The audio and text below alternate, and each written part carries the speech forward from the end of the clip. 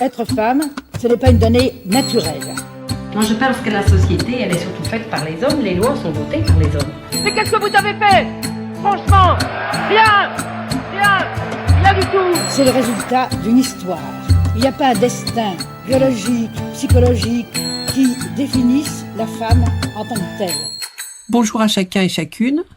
Je suis Jocelyne Adrian-Meptoul et je vous remercie d'être au rendez-vous du podcast Femmes engagées, produit et réalisé par Femmes du Monde et réciproquement, l'organisme basé à Paris qui s'intéresse aux droits des femmes à l'international et donne la parole à des femmes engagées aux quatre coins de notre planète.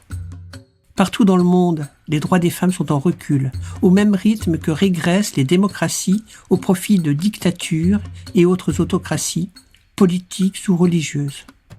Elles vont d'abord nous raconter leur parcours professionnel, militant et personnel. Et ensuite, pour finir sur une note plus légère, elles répondront à un petit questionnaire de Proust, revisité par Femmes du Monde et réciproquement. Dans le cadre de nos séries thématiques, le contexte international où un certain nombre de dirigeants prônent la force contre le droit, nous avons souhaité réaliser une série sur les femmes de loi. Car pour nous, une société du bien vivre ensemble et de la paix repose sur le socle du droit et rien d'autre. Parmi ces femmes de loi, nous nous sommes notamment intéressés à l'association Bâtonnières du Monde. Nous vous proposons de les écouter. Aujourd'hui, nous recevons la Suissesse Sandrine Giraud, bâtonnière de Genève. Bonjour Madame la bâtonnière, chère Sandrine Giraud. Bonjour. Vous êtes donc l'actuelle bâtonnière de Genève. Vous avez été élue en 2024 pour un mandat de 2 ans. Et vous êtes seulement la 2e femme à occuper ce poste depuis la création de l'Ordre des avocats de Genève en 1895, il y a 131 ans. Vous êtes avocate spécialisée dans les litiges nationaux et internationaux et associée au sein de l'étude LALIVE. Vos domaines d'expertise incluent la criminalité économique, les contentieux internationaux et le droit de l'art. En tant que grande défenseuse du métier d'avocate et de l'accès à la justice, vous avez fondé une association, l'Association juridique internationale de Genève, que vous présidiez toujours, un mandat qui s'aligne parfaitement avec votre engagement de bâtonnière. Vous luttez aussi contre l'impunité des criminels internationaux et vous avez présidé la Commission des droits humains de l'Ordre de Genève de 2016 à 2022. Pour l'association, par contre, parce qu'on a vocation internationale, on appelle ça la Geneva International Legal Association. D'accord. Pour ceux qui sont intéressés, oui. Ce sera que sous ce nom que vous la trouverez. D'accord, oui, on a fait de la traduction littérale. Très bien. Je vous laisse la parole. Oui, l'engagement, c'est d'abord être bâtonnière parce que ça a été le fruit d'une réflexion et puis aussi de constat. On peut pas se plaindre qu'il n'y a pas de femmes qui sont bâtonnières si on fait pas soi-même l'effort ou entreprend les démarches pour l'être. Donc, c'est aussi une démarche pour être crédible par rapport à mon engagement aussi pour simplement, je dirais, l'égalité des opportunités ou des chances. Je pense que c'est difficile d'avoir une égalité pleine et entière entre tout le monde. On est tous différents, mais ce qui est important, c'est que il y a une égalité des différences et que on prenne la peine d'essayer de comprendre les différences de l'autre et d'offrir des espaces où en fait on collabore plutôt que ce soit des rapports de force. Et la réalité du monde, il est quand même la vision masculine domine. Ah oui. Et c'est le cas dans plein d'environnements. Et ça a été longtemps en Suisse. Je rappelle qu'en Suisse, les femmes ont eu le droit de vote très tardivement, en 1971. Oui, je vais le dire 71, oui. C'est là que les démarches ont commencé à être entreprises, de prendre conscience que même ma maman était née sans avoir le droit de vote. Oui. Et que ça fait pas si longtemps. Et de voir le combat qui a dû être celui de toutes les Suissesses pour arriver à quelque chose qui est simplement un droit fondamental. Et de se dire, maintenant on y est peut-être arrivé, maintenant c'est bon, le combat est fini. En fait, non. On se rend compte au quotidien que c'est pas le cas. Et c'est pas le cas parce que, moi je donne toujours ces statistiques.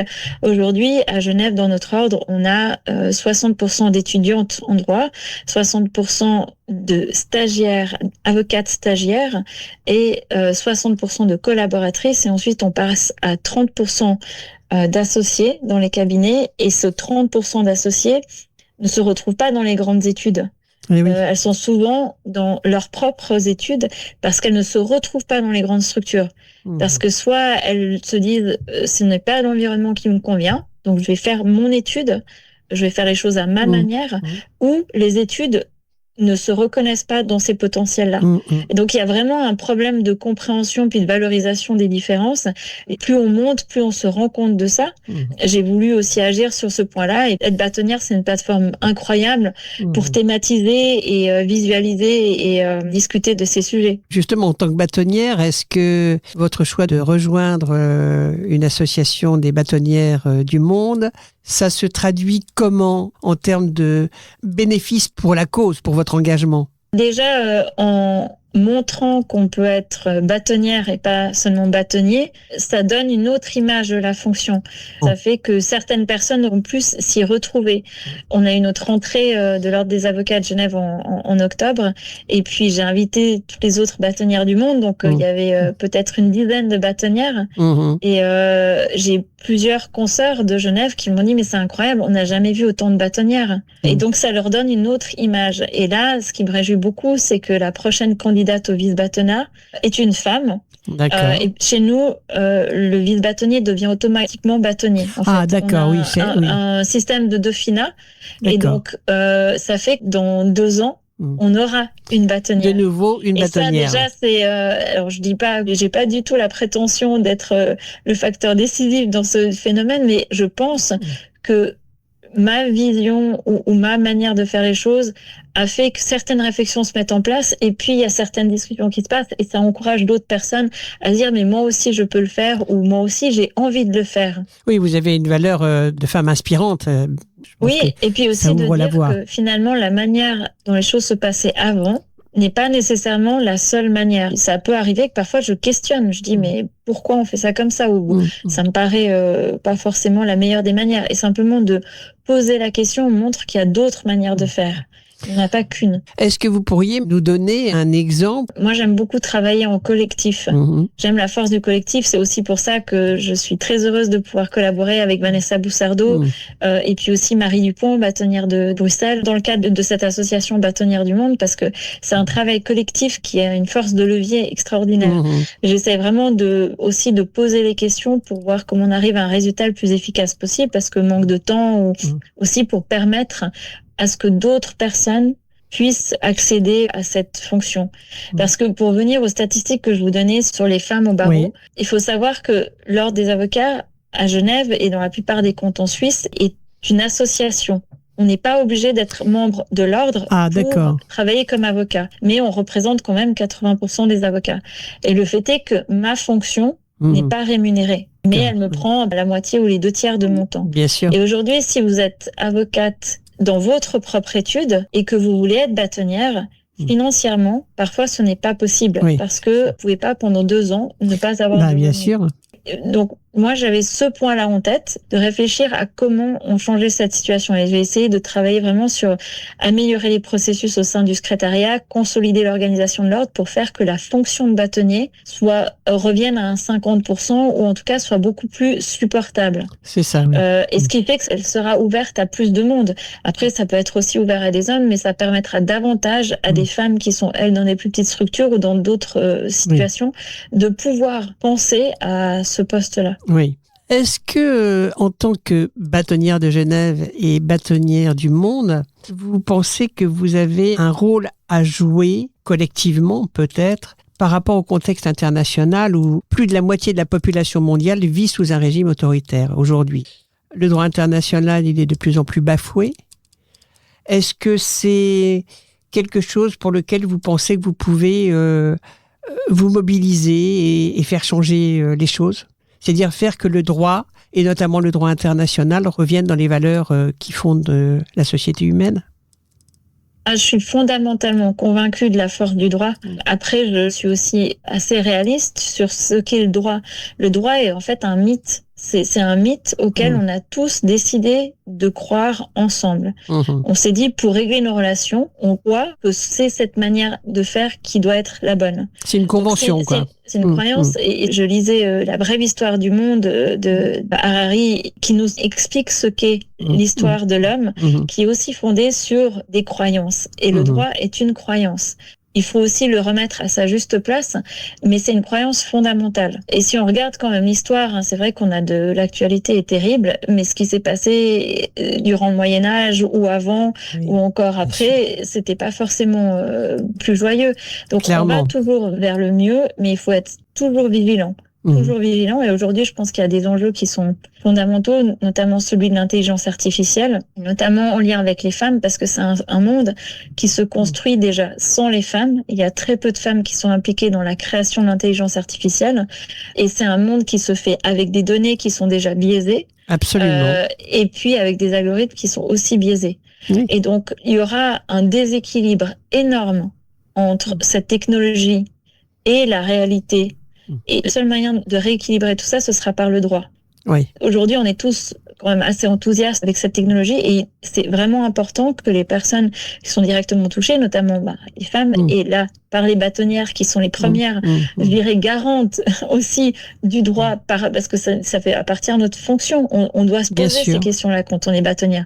On se pose la question du rôle des avocates et des avocats par rapport à l'état de droit. C'est vraiment notre mission première. On se pose ces questions et étant femme, on est directement touché, donc on est encore plus sensible. Donc oui, je suis fondamentalement convaincue de notre rôle et de la nécessité de croire au droit. Et je pense qu'il n'y a pas d'autre alternative. Même si parfois on a l'impression qu'on perd du terrain, je pense qu'on va y revenir parce que l'alternative, c'est la loi de la jungle ou la loi de la nature et on sait que ça ne fonctionne pas. Oui. Et est-ce qu'il y aurait une piste de mobilisation où concrètement on pourrait faire revenir, enfin, je suis toujours sur cette idée de faire revenir le droit au centre de nos sociétés. Oui, c'est une question intéressante. Moi, j'ai un parcours aussi qui a été assez inspiré par les droits humains, mais ça parle à un groupe de population, à des gens qui sont déjà convaincus par les droits humains. Oui. Ce qui est important, c'est de convaincre ceux qui ne sont pas forcément, alors pas insensibles, mais dont ce n'est pas la préoccupation première. Et de rappeler que le droit est quand même un facteur de promotion économique et un message qui parle à tous ceux qui, justement, sont peut-être moins sensibles aux questions de droit international et de droits humains. Et c'est aussi ça l'ambition de l'association qu'on a créée, la Geneva International Legal Association, qui vise à promouvoir les services juridiques et à faire reconnaître le droit et les services juridiques comme un secteur économique. Parce que quand vous expliquez que le droit, c'est une condition cadre de l'économie, l'économie va vous écouter et va se dire, pour avoir de meilleures décisions, s'il y a un litige, il faut investir dans nos tribunaux ou il faut pouvoir investir dans un état de droit, parce qu'on a aussi des statistiques qui montrent que les pays qui marchent le mieux économiquement sont ceux dans lesquels l'état de droit est le plus respecté. Et donc de montrer cette corrélation, ça permet de valoriser le droit au travers d'un autre regard, au-delà du principe de montrer en pratique, c'est ce qui marche le mieux. Oui. Donc, vous avez tout intérêt à respecter le droit et à promouvoir l'état de droit. Et tout le monde y a intérêt, l'humanité tout entière, quelle que soit l'idéologie ou la politique, en fait. Tout à fait. Et que ce soit par rapport au défi, je parlais de l'intelligence artificielle, mais on aura aussi le défi du réchauffement climatique. Bien sûr, oui. Vous évoquiez à l'instant votre parcours personnel. J'aimerais bien savoir, et nos auditeurs et auditrices certainement aussi, pour être bâtonnière du barreau de Genève, c'est pas rien quand même. Vous êtes né dans une famille d'avocats, de mère en fils ou de père en fille?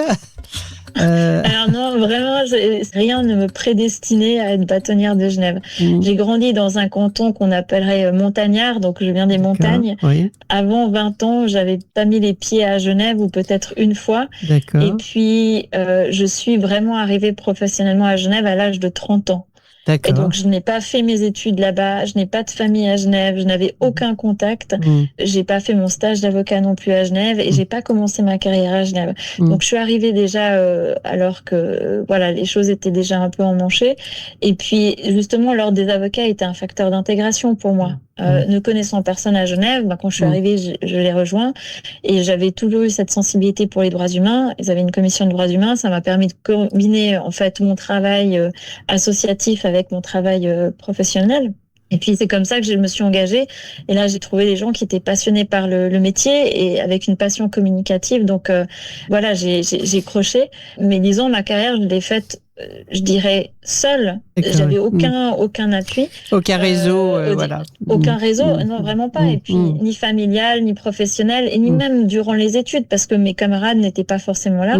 Et donc, c'est vraiment seul. Mais, et puis, j'ai pas eu d'avocat dans ma famille, donc personne n'est avocat. Après, j'ai pas eu la vocation d'être avocate. Enfin, j'avais un sens de l'injustice très fort. C'est ça, oui. Voilà. Donc, j'aime bien trouver des solutions au conflit. Oui. Donc, c'est ça qui m'a orientée vers le droit. Puis après, pour compléter ma formation, en Suisse, c'est bien de faire un brevet d'avocat. Donc, j'ai fait ça, mais j'ai cherché une place de stage à la fin de mes études. Donc, même pas avant. Et souvent, il y a une année d'attente avant de trouver une place. Et donc, j'ai pas été la plus rapide. Et puis, j'ai aimé, mais c'est vraiment en pratiquant ce métier que je l'ai adoré. Et plus je le pratique, plus je l'aime. Et je me rends compte que c'est vraiment ça que je devais faire. Voilà. Et j'ai lu une anecdote vous concernant, que vous étiez encore écolière et vous étiez absolument indignée par le largage de bombes chimiques sur la population iranienne par Saddam Hussein. Et vous avez décidé d'écrire à François Mitterrand pour dénoncer cette injustice. Oui, alors en fait, c'était pas pour dénoncer, mais déjà, c'est assez particulier parce que, étant Suissesse, François Mitterrand, en fait, c'était pas du tout la bonne personne, mais ça montre simplement le système suisse qui est qu'on ne visibilise pas, on personnalise pas vraiment la fonction de président de la Confédération. Et en fait, c'est vrai que confronté à ces images qui m'avaient marqué, je les ai toujours en tête, je voyais ces corps au téléjournal, inanimés, et de se dire, mais comment on fait pour éviter ça? Et je me disais, mais en fait, il suffirait que chaque pays nomme un champion de boxe et puis on les met dans le ring et puis celui qui gagne, il a gagné la guerre, puis c'est fini. Oui, absolument. Et c'était assez naïf et je me vois encore écrire, je sais pas ce qui arrive. Vous n'avez jamais eu de réponse de François Mitterrand? Non, mais je sais même pas si elle a été envoyée. Je me rappelle l'écrit, mais je sais pas ce qu'ont fait mes parents. D'accord, ok. Et vous disiez donc il y avait aucun avocat ou avocate à l'horizon dans votre famille, mais votre grand-mère maternelle a élevé seule 5 filles. Je me disais peut-être que vous aviez aussi cet héritage-là qui faisait que vous aviez besoin, vous sentiez l'obligation aussi de relever ce défi en tant que fille. Oui, alors c'est vrai que j'étais influencée, je pense, de deux côtés par mes grands-mères. J'ai pas connu un de mes grands-pères et puis l'autre est décédé quand j'étais assez jeune. Mais du côté de ma maman, c'est vrai que ma grand-maman a élevé 5 filles, donc il y avait vraiment des femmes assez fortes. Mais surtout, ma maman est quelqu'un qui se bat beaucoup. Déjà, quand elle était jeune, elle est partie à l'étranger comme jeune fille au père ou travailler en Angleterre ou en Écosse. Donc elle avait aussi ce sens de l'aventure, mais donc elle a toujours dépassé les limites ou relevé des défis. Et puis aussi, ce qui était assez rare à l'époque, c'est qu'elle travaillait. Il y avait beaucoup de mamans qui étaient mamans au foyer et elle, non, elle a travaillé. Elle a aussi repris des études en cours d'emploi. Donc, elle a toujours donné un exemple de quelqu'un qui fait plus, en fait, qui essaye de faire mieux. Donc ça, c'était un exemple. Et puis, j'avais de l'autre côté aussi ma grand-maman paternelle qui, elle aussi, a été quelqu'un qui était une force tranquille, mais vraiment une grande force, qui par exemple est devenue végétarienne dans les années 50 ou 40. Alors que c'était pas du tout la mode. En Suisse allemande, non, on mangeait plutôt un régime germanique où c'était plutôt la saucisse. Puis c'était un environnement, elle n'avait pas le droit de vote à l'époque. Bien sûr, mais oui. Justement, de devoir s'affirmer dans le fait de ses convictions spirituelles ou bien rien qu'alimentaires, c'était des petites choses, mais je trouvais des exemples de courage au quotidien. C'est ça. C'est-à-dire que certainement que ces grands-mères et votre mère vous ont aussi inspiré et vous ont un peu montré le chemin sans le faire forcément consciemment. C'est certain. Aujourd'hui, vous vivez à Genève, vous êtes bâtonnière. Comment vous faites pour tout gérer?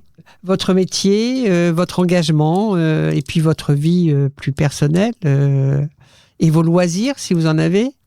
Je pense qu'on fait au mieux. On ne peut pas tout gérer.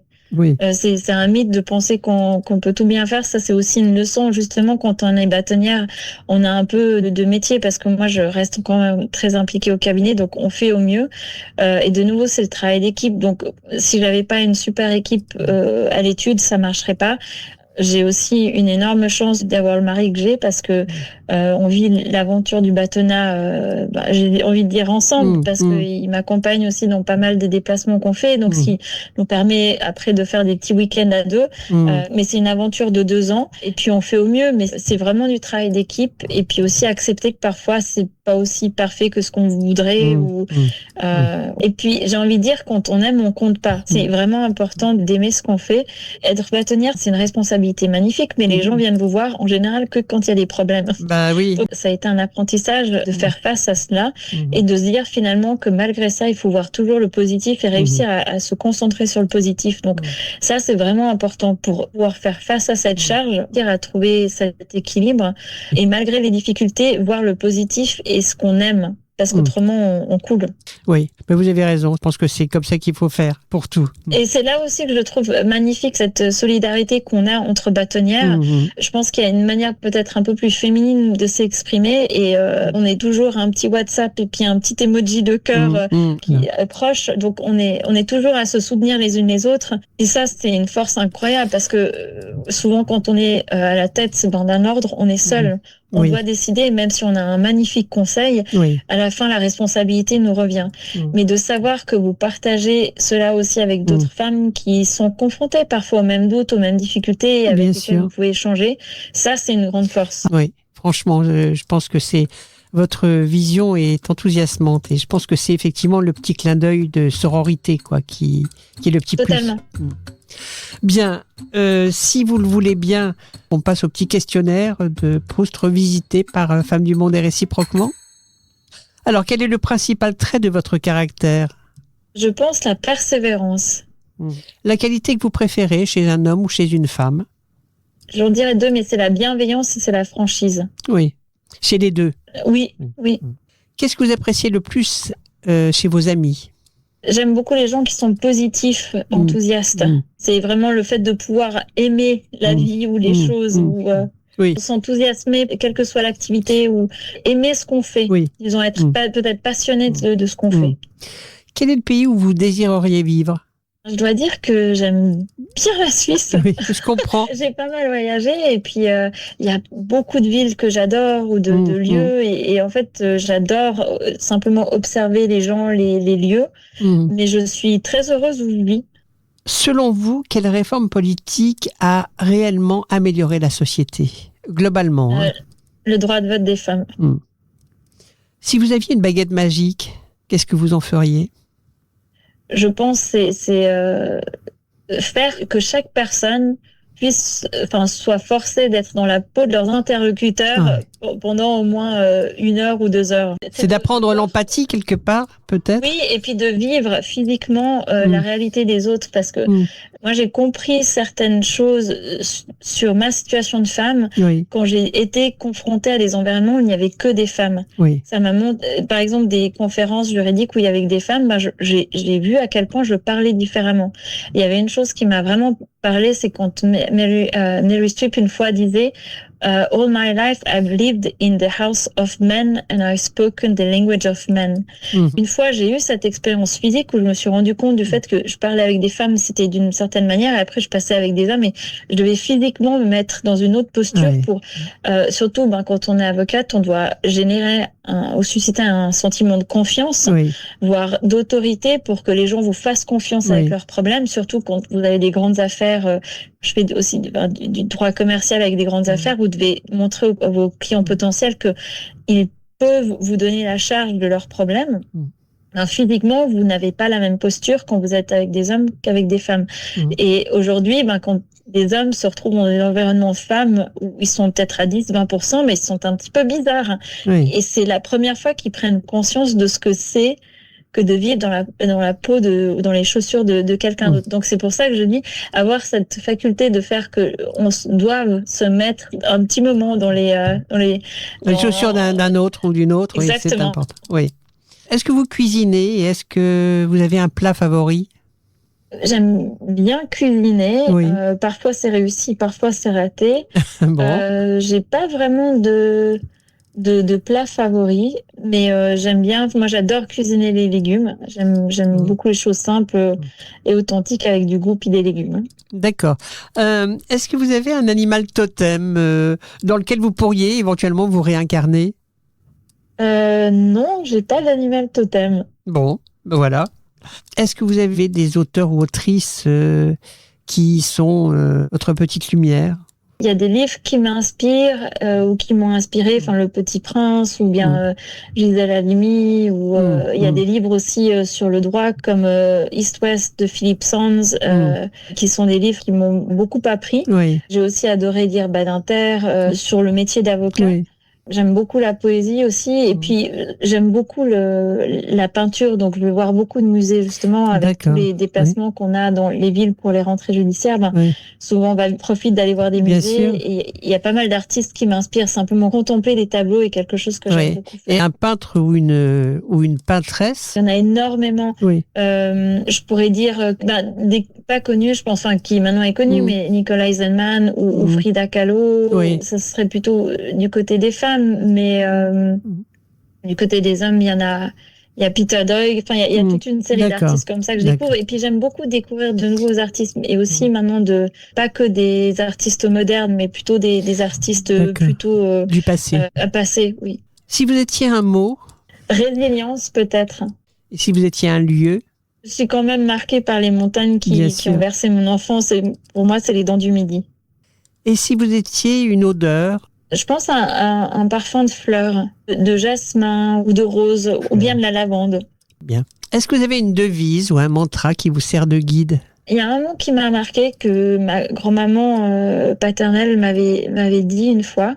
C'est un mot allemand, c'est Durchbeißen, ça veut dire mordre au travers. C'est-à-dire que face à une situation, c'est juste de persévérer, de poursuivre. Malgré la difficulté, je le trouvais tellement parlant, et puis ça lui est tellement bien. C'est-à-dire que c'était cette force tranquille qui perçait.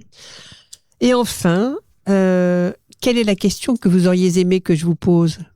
Pourquoi les femmes ne progressent pas dans le métier d'avocat, dans les grandes études ou dans les postes à responsabilité? Ça, c'est peut-être une question. Alors, je vous la pose. Alors, ma théorie, en observant la situation, c'est que on n'est plus dans une situation de discrimination crasse. Je connais peu d'hommes qui veulent simplement discriminer des femmes. Ça peut arriver encore, mais même c'est stigmatisé, et tout le monde dira que c'est même potentiellement pénal et que c'est problématique. Par contre, ce que j'observe, c'est la charge mentale que les femmes ont au quotidien de vivre dans un environnement d'hommes. Et sur 10 ans, chaque jour, vous devez... 10 ans, c'est à peu près la période où vous passez de collaboratrice à associée. Et si chaque jour, vous devez faire un peu plus, et je parle même pas des enfants, je vous dis indépendamment des enfants, chaque jour, vous devez faire un peu plus pour vous adapter à votre environnement qui n'est pas le vôtre, chaque jour, vous êtes un peu plus fatigué. Et après 10 ans, quand les associés vous disent, maintenant, quelle est la prochaine étape? Soit il va falloir mettre les bouchées doubles pour y arriver, et là, vous vous dites, moi, j'en ai marre. Soit je l'ai déjà fait. On vous propose, et vous dites, non, mais moi, d'être avec vous dans ce collège d'associés où il y a que des hommes, non, merci. Moi, j'ai pas envie de ça. Je vais aller faire mon étude avec une autre amie, ou je vais aller faire mon étude à moi. Et donc, c'est vraiment qu'on prenne conscience que si on veut plus de femmes associées, et donc aussi plus de femmes bâtonnières, ou plus de femmes aussi dans des plots de fonction en entreprise, comme joyeuse d'entreprise, c'est important d'anticiper. C'est pas à la dernière minute que ça va se faire. Parce que moi, j'entends beaucoup d'études d'avocats qui disent, oui, mais nous, on aimerait bien avoir plus de femmes associées, mais elles ne veulent pas. Non, elles veulent pas dans le contexte actuel parce que vous les avez pas aidées. Et c'est pas à la dernière minute que ça peut marcher. Il faut vraiment prendre ça très en amont. Et donc, c'est de se rendre compte que c'est cette charge de devoir vivre dans un environnement où vous devez soit vous justifier, soit vous devez être différente dans votre manière d'être.